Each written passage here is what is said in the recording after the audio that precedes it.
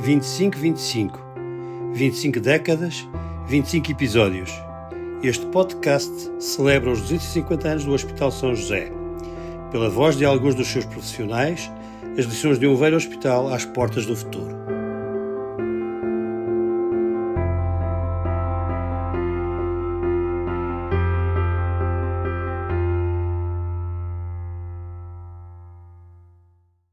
Isaura Costa, 75 anos, assistente social formada em Coimbra, atualmente reformada, conta 33 anos de atividade no Hospital São José, ou nos Hospitais Civis de Lisboa, Sim.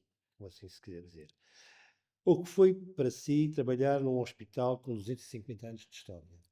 Olha, quando eu entrei, não tinha a noção, era um hospital, não tinha a noção do peso do hospital. Mas, passado pouco tempo, eu vinha de Coimbra e quando eu disse que vinha para o Hospital de São José, lá os médicos em Coimbra disseram-me: vai para o melhor e para o pior que há no país. Aproveite muito bem esta oportunidade. E realmente eu pensei naquilo. E é um facto que é uma experiência que a gente jamais esquece. Ter entrado de Coimbra, desconhecendo Lisboa, com até uma certa adversidade por parte das colegas, que era tudo da escola de Lisboa, eu senti-me uma estranha. Mas o ambiente que me acolheu no serviço de urgência, que foi para onde eu fui trabalhar, era ótimo. Um espírito de interajuda, de solidariedade, penso que jamais encontrei, único. E isso começou a fazer sentir que este hospital, toda a gente falava os hospitais, eu sou do Hospital Civil de Lisboa, que não era o Hospital de São José, as pessoas tinham muito orgulho de ser dos hospitais civis de Lisboa. E onde quer que, por exemplo, que eu fosse, quando eu dizia, sou de Hospital Civil, sim, eu tenho alguém, eu também lá trabalhei, eu conheço, isto foi-se entranhando e a determinada altura sente-se isto como uma casa. Eu ainda hoje digo o meu hospital. Nunca me consegui separar e digo eu fui embora, ainda passei 8 anos na ARS, lá no Gabinete do Cidadão, mas eu fiquei sempre, as minhas referências é o Hospital de São José, agora o Hospital de São José, e sinto saudades, não tenho pena, porque acho que temos que aproveitar a reforma, mas sinto saudades dos tempos de ter estado aqui nesta casa. O que a levou à sua profissão? Olha, sabe que eu nasci no 150, na Serra da Estrela, uma zona pobre, muito atrasada, que quem já estudava naquela altura, as pessoas não eram ricas, mas em relação à maioria, já se tinha um instituto. E eu nem sei, não, agora fazem-se testes, encaminham-se. Na altura eu fui para Românicas, que não é, não sei se sabe como é que é, ainda se lembra. E porquê Românicas? Porque a minha professora de francês achava que eu tinha jeito para línguas. Fiz o sexto e sétimo ano e fui para Coimbra, para letras. Mas quando cheguei lá, realmente aquilo para mim não me dizia nada. Então tinha uma cadeira que era o latim, que era latim, é que não. E desisti. Mas não queria voltar a ir repetir a sétimo ano. E eu pensei, eu vou para o serviço social. Toda a gente, mas porquê o serviço social? Já conhecia até uma moça. Porque antes havia, como nas enfermeiras, o curso de auxiliar social e o curso de assistente social, que era um curso superior, e o outro era um curso médio. E disse, eu vou para o serviço social. E porquê? Não sei muito bem, eu agora penso, naquela altura se calhar não tinha tanto a noção. Na minha aldeia a pobreza era muito grande. eu ia para a escola e eu via aqueles miúdos que iam para a escola, muito pobres, descalços no inverno, que aquilo a mim, já nessa altura, me Mal incomodava, alimentados, com mal, certeza. Tudo. pessimamente, tudo, viviam em casas, Casebres. casebres, que agora nem bairro Pois. da Lata. E à medida que eu fui crescendo, aquela desigualdade Gigante. Pois. fez-me sempre. E eu pensava, será que é possível já mais não se fazer alguma coisa, não haver nada? E penso que terá sido essa vivência da minha infância, na minha adolescência e até a juventude que me levou. E realmente, hoje, se voltasse atrás, faria o mesmo, porque eu não me via numa sala de aula sentada a dar aulas. Eu sou uma pessoa de andar direto, de fazer, de ajudar. E penso que foi essa parte da minha infância que me despertou o espírito de. Portanto, foi uma vocação que foi ganhando ao longo do. Ao longo, eu fui para a assistente social por vocação, não fui.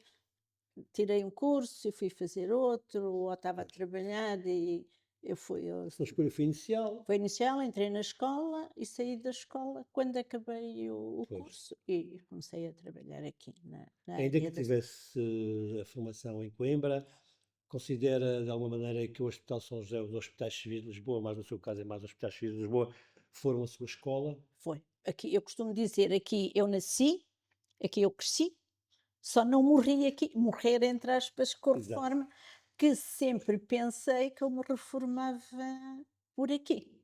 Mas em 2009 foi, deu-se outra vez a integração do Centro Hospitalar Lisboa Central, Sim, em 2007. exatamente. Eu em 2008 deixei o serviço social e passei só para o gabinete do utente, que passou a ser uma assessoria do Conselho. E no fim do ano, início do ano, tive um convite para a IRS para ir para o gabinete na altura era o utente, que era o observatório que coordenava os gabinetes dos utentes da região de Lisboa, e eu fui, passei lá. Portanto, aqui é que eu aprendi tudo. A escola foi aqui no Hospital Bem, de São José. pode descrever a sua atividade? Como é que era o seu dia de trabalho? Oh, era complicado. Na altura, Enquanto assistente social? enquanto sim, enquanto assistente social, eu vim em 75, estava tudo em mudança, em evolução, e instituições lá fora, para trabalharmos em rede, havia muito pouco. Quem fazia a assistência social à cidade de Lisboa é a Misericórdia. Fora de Lisboa é a Segurança Social, sempre foi assim, está nos estatutos. Mas havia muito pouca coisa. Estavam a começar a surgir os apoios domiciliários, assim, a dar os primeiros passos, portanto, isto no seguimento do 25 de Abril, lares, que começavam a aparecer os primeiros lares privados, alguns lares da Segurança Social e era difícil.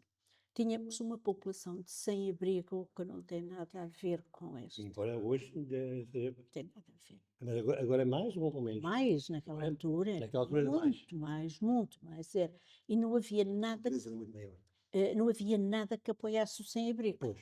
A primeira experiência de apoio aos sem-abrigos foi a comunidade Vida e Paz, mas que já surgiu nos anos 80 ou mais, já. Agora não, há muitas, é a Câmara, é isto, nada, não havia nada. Então, onde é que se apoiavam os sem-abrigo? Era na urgência de São José. De manhã, quando chegávamos, o balneário e aqueles claustros estavam cheios de sem-abrigo, que só vinham cá dormir, tomar o pequeno almoço, muitas vezes vinham tão imundos que tomavam banho, mudavam de roupa e iam-se embora. Na noite, Tinha um aspecto de asilo, não é? Havia aqui um. no fundo, era um albergue, era Sim, um albergue. um albergue. Sim. E isto repetia-se, claro, que havia alguns que no dia seguinte não podiam sair, porque estavam debilitados, porque apanharam uma pneumonia, por todas as situações que passam. Alguns que se encontravam mortos no meio das roupas sujas que ficavam ali, e quando vinham os homens para carregar, levar as roupas sujas, encontravam-se lá os cadáveres, acontecia também muito isto. Portanto, de manhã, quando se entrava, íamos ver o que é que havia. Às vezes esquecemos esses tempos, não é? As pessoas não viveram, não sabem o que isso era. A doutora Teresa Estelo sabe, porque ela veio cá, já eu era assistente social, e ela veio cá fazer, digamos, o estágio. Eu, quando acabou o curso, eu estava. E ela sabe que era assim. Já não haverá muitos administradores hospitalares dessa época, mas ela sabe porque é um bocadinho mais nova, mas fez aqui. E era isso, tínhamos que ir ver o que é que havia, tínhamos que passar no gabinete de enfermagem para ver o que é que tinha ficado da noite, de doentes entrados, que tinham ficado derretidos, que era preciso entrar em contacto com as famílias, ou que depois virem buscar, ou comunicar eh, o que é que se passava com essa gente que tinha ficado, e depois era encetar as diligências com a Misericórdia, que era com a pessoa com quem nos dava apoio. Só que era muito difícil, os doentes ficavam aqui muito tempo na urgência porque não havia respostas. E nesse. Nós hoje contamos com mais ou menos 70, 80 camas ocupadas indevidamente, como se costuma dizer. Portanto, Olha, eu dessas camas, eu ponho sempre uma questão. E eu estive cá, chegou-se a fazer no tempo do professor Vasco Reis, sim, lembras-te dele, do sim, professor sim, sim. Vasco Reis? Quando isto era hospitais civis, um administrador hospitalar fez um estudo sobre os chamados casos sociais. E era uma percentagem mínima, porque aqueles que ficavam internados e que permaneciam mais tempo, eles não tinham só um aspecto social, tinham também um pendor clínico que os obrigava a uma permanência ou no hospital ou num hospital, que nós chegámos a ter acordos com clínicas aí privadas onde tinham cuidados médicos, Uhum. porque não dependiam apenas de um apoio social. Pois. E eu penso que nestes que agora aí se mantêm, há montes que devem ter uma componente clínica Clínica. e que não, as famílias não têm Talvez não condições. se justifique ficar num Num hospital hospital de destes. agudos, De agudos. de agudos. Sim. Deveria haver uma estrutura intermédia, Que não talvez, existe, por acaso. que não existe, Essa não um tipologia. lar, Pois. porque os lares Pois os lares não são- têm condições, para já são privados, e Pois. quando não são, a maior parte deles têm subsídios, têm Sim. convenções, porque um lar privado atualmente para as famílias é muito caro. Mas também os lares não estão equipados Pois. com aquelas necessidades que o doente precisa, porque estes doentes não estão propriamente capazes de ir para casa. Claro que há sempre um número residual que fica por razões sociais, porque ou não têm casa, ou não têm família, ou têm só assim, alguém que faz, e o apoio domiciliário é insuficiente. O apoio domiciliário para quem não tem família é pouco, não chega. Mas ainda aqui na urgência, nos casos, já lhe dou alguns exemplos, mas, como eu digo, não havia apoios, estava tudo a formar-se, mas passou aqui um diretor clínico, que já agora eu gostava de salientar, dizer o nome, porque foi uma pessoa que me marcou muito, o Dr. Lino Ferreira, ortopedista, que é tio do atual Dr. João Varandas, ortopedista, um homem. João Varandas Fernandes. João Varandas Fernandes, que também trabalhei com ele, mas o tio dele, o Dr. Lino, que já morreu há vários anos, mas que tinham uma visão do que era o social, como eu raramente tenho encontrado em médicos.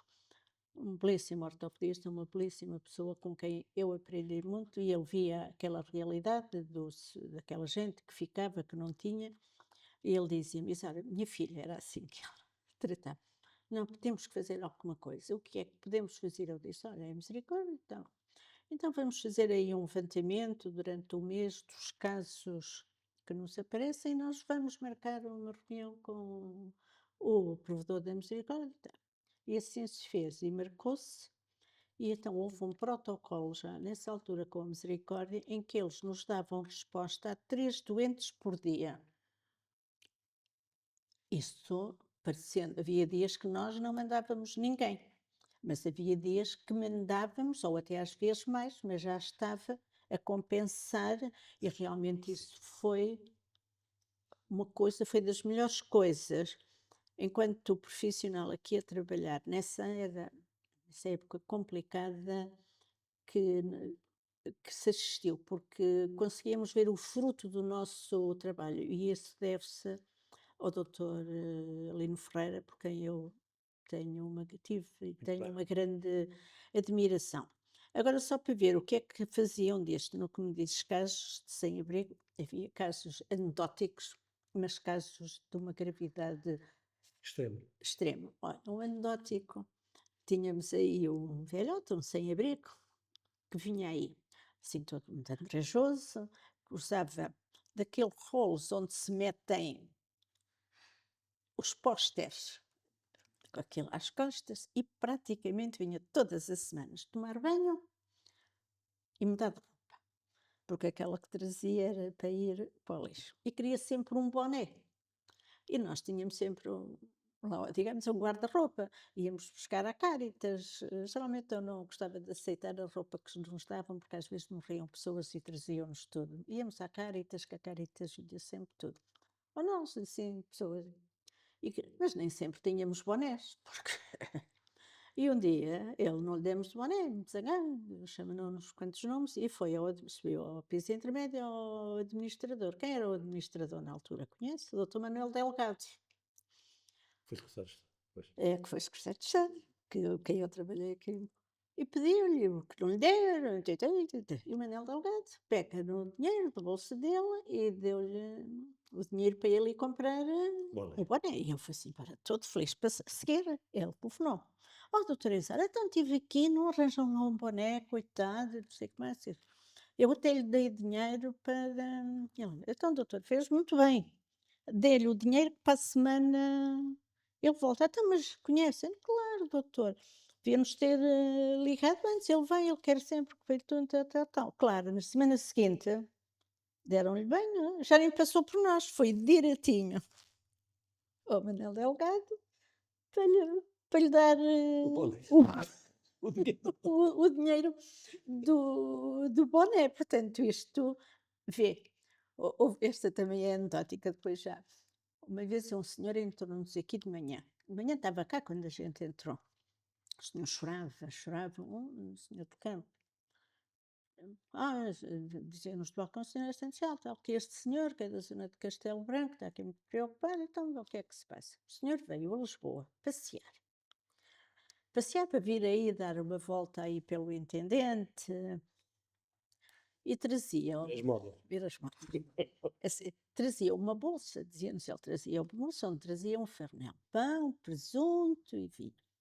E estava sentado lá na beira do rio a comer e passou lá assim uma menina que se lhe falou, ele até lhe ofereceu comida, ela comeu com ele e disse-lhe, vamos dar uma volta, e ele andou a dar uma volta e só sabe que no dia seguinte acordou aí num quarto do intendente. Não tinha relógio, não tinha dinheiro, não tinha aliança de casamento. O homem chorava, e agora como é que eu vou? E então a polícia foi à polícia e a polícia disse-lhe para vir ao hospital, à urgência do Hospital de São José. Está a ver? Sim. Então, qual era o problema dele? Era como chegar a casa que não tinha dinheiro. E depois, ao chegar a casa, o que é que ele dizia à mulher que tinha feito a aliança? O problema dele era dizer da aliança, o que é que tinha feito. Pronto. Lá lhe demos o dinheiro, nós tínhamos um fundo de maneio, com o conselho, e lá foi o homem para a terra, mas quer dizer, era esta noção. Mas também tivemos casos, olha, lembro-me de uma médica, pediatra, estava de serviço na Estefânia, divorciada, e tinha uma filha de 3 anos. E a filha ficou, tinha uma empregada lá em casa, que levava a miúda, e a senhora ia com a miúda para a piscina. E numa passadeira atravessada, já não sei muito bem, a miúda largou a mão, ou o carro apanhou, a miúda morre, a empregada ficou com uns ferimentos ligeiros, mas a miúda morre. E vieram aqui para a urgência. Na altura, os mortos ainda entravam aqui na urgência e depois é que iam para a medicina, lá para cima, para o instituto. E agora a mãe estava de serviço na urgência. Como é que é? Como é que não é? contactámos a mãe veio para baixo, a senhora, imagina a empregada que estava desfeita porque com aquilo, e para como um divórcio litigioso, que ela só sabia que o marido, qual era a zona onde estava lá para o norte, nem tinha o contacto Por isso. dele, Do pai? do pai, Pois. do ex-marido do pai. Portanto, lá tivemos a senhora connosco, até encontrarmos, lá conseguimos também, parecíamos da Polícia Judiciária, pela localidade e pelo nome dele, ligámos para um posto da GNR e lá conseguiram Inclusão. localizar o senhor e ele veio, portanto. Também tínhamos Pois. destes dramas e muitos outros, se eu fosse a contar dramas destes, eram sem conta, por isso é que trabalhar ali na urgência foi muito desgastante, mas muito gratificante, Gratificante. muito gratificante, muito gratificante. Bem, o nosso tempo está praticamente a acabar. E não E chegamos eu- ao fim, não é? Não, nós chegamos ao fim, mas vamos dar aqui um salto Sim, e eu sim, vou-lhe perguntar diga. o que é que acha, acha que acha que é importante haver um novo hospital em Lisboa para substituir Eu estes velhos Eu hospitais? penso que é importante, porque este modelo de hospital já não, no século XXI já não é possível existir. Tem que haver serviços confortáveis, em que tudo se faça no mesmo serviço, que nada esteja espartilhado. Como falámos há bocado, Pois. o médico da medicina tem a sua cama, o médico da cirurgia plástica tem a cama dele. Não, as Não, coisas, isso faz sentido. a dinâmica tem que ser circular, tem que ser interna, Pois. não pode haver. Os exames têm que ser feitos todos no mesmo local, portanto, isso faz todo o sentido. Acho que já há muitos anos que estávamos a precisar de um hospital Pois. novo, sem dúvida. E acredita que é desta vez que vai. Olha, apesar de já estar em construção, Pois. eu não sei. Porque eu assisti àquela maquete que não sei se ainda existe ali no átrio do Salão Nobre, que foi nos anos 80, que foi inaugurada nos claustros, que era o novo hospital lá em Celas. Depois, no tempo, quando a Maria de Belém já não existe, era uma coisa enorme Sim. que estava em exposição. Maria de Belém lançou não sei quantas pedras, mais E não por aí sei fora. quantos e põe fora. Quando foi em 2007 ou 2008, quando se foi lá a adjudicação, que já não é no mesmo sítio, o Pois. hospital está a ser construído, já não é o local original. Quando se fez lá a adjudicação, que também foi toda a gente, eu aí pensei que ia. Mas, entretanto, mudou o governo, as coisas pararam, novos fazer a avaliação do projeto. Olha, eu só já não vou ver porque provavelmente eu já cá não estou.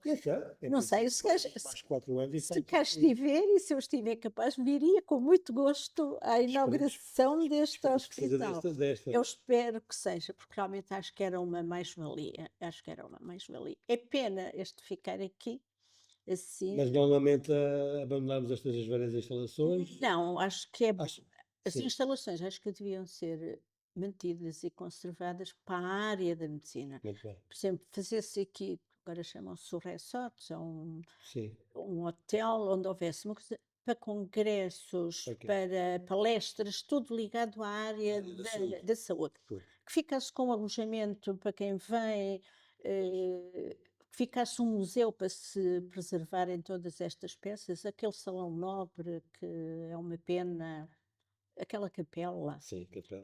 a sala que nós era a Liga, era por É cima por cima da daquilo, capela. que é aquela que dizia, É, diz que aquilo era a cúpula do. quem chama aqui a sala do caminho, não é? Sim, aquele nós, a Liga, quando tínhamos a Liga, coisa funcionava pequenininha. assim pequena, com Mas muito uma bonito. talha dourada, uma Sim, talha, sim, sim, sim. barroco. Aliás, da Faculdade de Belas Artes, vinham cá sempre dar uma aula aos alunos, porque aquilo acho que é um expoente muito grande do barroco em Portugal. Pois, É uma pena, não. pois, pois. Mas isto ficar assim, com esse espaço vivo, um museu, mas um museu vivo, Exato. em que tivesse atividade. Agora, penso que é de mudar, já não justifica nesta zona tão velha, se é preciso evacuar isto, Pois. É tudo muito E na complicado. sua área, o que é que o novo hospital deve levar em conta? Olha, Tem alguma ideia? sabe que o serviço social, nem sei se mudou, se não mudou, eu Pois. acho que as assistências, eu sou assistência, mas são muito fechadas, vivem muito no mundo. Eu, por acaso, fui sempre diferente e fiz um mundo aberto e abri-me. Eu fiz aqui parte de comissões de ética, comissão de qualidade, quando foi na acreditação, nas atividades culturais. Eu acho que o serviço social justifica-se sempre, porque somos uma profissão que temos uma visão transversal do hospital e não Pois. estamos ligados a nenhuma corporação. E Claro. porque nós, além do serviço, não trabalhamos lá fora no privado, só trabalhamos Sim, público, no sim, público, porque não sim. temos área para Exato. o privado, não temos laboratórios por trás, não temos nada. Portanto, acho que é sempre uma mais-valia a avaliação que o serviço social faz. Tem é que ser aberto, integrado em equipes pluridisciplinares, para fazer a sua avaliação, ser levada em conta, porque às vezes chama-se o psicólogo para aquele doente que está ali cheio de Uhum. problemas. Mas se eu por trás não tiver conhecimento, quais são as condições de habitabilidade, Exato. qual é a família que ele tem, Pois. quais são os Pois. rendimentos que ele tem, o Pois. que é que eu posso fazer àquele doente para ele sair daquele estado de apatia ou em que ele está, se ele sabe que tem ali por trás um mundo de problemas, claro, e a assistente social será a pessoa indicada para fazer este estudo, para encaminhar para quem deve encaminhar e fazer as diligências. Um trabalho não individual, só como classe assistente social, mas integrado em Muito bem. todo o conjunto. Nas comissões, por exemplo, eu fiz parte de uma comissão de ética durante vários anos, acabou quando em 2007 se fez a união, que foi um trabalho super interessante e em que penso que o papel da assistente social foi muito importante no diagnóstico de alguns casos que Uhum. trabalho em que a Claro, assistente com certeza. social deve estar Com e certeza. deveria estar. Totalmente imprescindível. Sim, sim. Imprescindível. Nas atividades culturais, eu há bocadinho falei, até perguntei, aquele presépio que existe Sim, aí, fomos nós, eu, fazendo parte dessa comissão, na ali altura, nos postos. nos Claudos, que o fomos comprar a Fátima. Muito bem.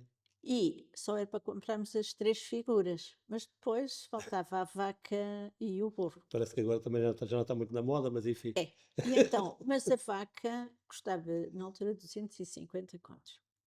E aquilo foi caríssimo, aquele presépio, aquilo vale muito dinheiro. E telefonou-se para o administrador, era o doutor Vítor da Fonseca, que ele até era um indivíduo um bocado agnóstico. E dissemos, doutor, mas isto, mas então, olha, tem dinheiro disponível para comprar? Sim, não é o problema do dinheiro, a gente quer é saber. Então, chegou cá, dizia ele. Então, vamos lá ver essa vaca de cornos de ouro, passa a expressão. Que se comprou. Mas acho Vaca que sagrada, digamos. agora a vaca, ele era de cornos de Cornos de ouro, a vaca sagrada, é com a vaca certeza. sagrada. Portanto, mas tudo isso acho que ligava as pessoas quando era para enfeitarmos aqueles claustros. Havia uma equipe com pessoal dos diversos serviços, desde auxiliares, enfermeiros, toda a Uma gente. verdadeira equipa Era multidisciplinar. a doutora Teresa, olha, a doutora Teresa, que Sim. estava sempre, toda a gente participava. Era um momento de junção dos funcionários. Depois havia o célebre almoço de Natal Pois, ali nos claustros, e portanto, algumas coisas já não já existem. não existem. Também já perguntei há bocadinho e já Sim, exato. disseram que já não existem. Havia um coro Hum. também que Acho que há algum coro na Estefânia, está e ligado? havia, nós também tivemos aqui Que acho que não. um coro, havia aqui também um coro que já estava muito bom, que era Pois. Dr. Ferros Rodrigo, que acho que agora está cá, administrador hospitalar, que foi do Conselho, do Daniel Ferro, Ferro. Daniel Ferro, não é? Ferro Rodrigo, o Daniel Ferro, fazia parte do coro, que Muito ele bem. canta muito bem. Ele canta muito E bem. o que é que levaria daqui para o novo hospital e o que é que não levaria? É a última pergunta que é Sim, para si. olha, o que é que eu levaria? Levaria aquelas as pessoas com espírito de vestir a camisola do centro hospitalar, que viviam para o hospital, que têm esses valores de união, de solidariedade, Espírito de equipa. espírito de equipe. Acho que isso é mais-valia, é os nossos recursos humanos e aqueles que estão nessa onda. Tudo o resto acho que Não é necessário. não é necessário levar, porque nós precisamos é de uma coisa nova com conforto, não desperdiçando, como já disse, mantendo-se aqui uma outra atividade, mas este espírito que esta gente tem, eu sou do hospital, eu visto a camisola do hospital, acho que esse espírito deve ser incutido e deve ser levado e manter-se lá. Acho que era isso que eu fazia, que eu faria. Muito obrigado. 250 anos do Hospital São José. Fique atento aos próximos episódios do podcast 2525.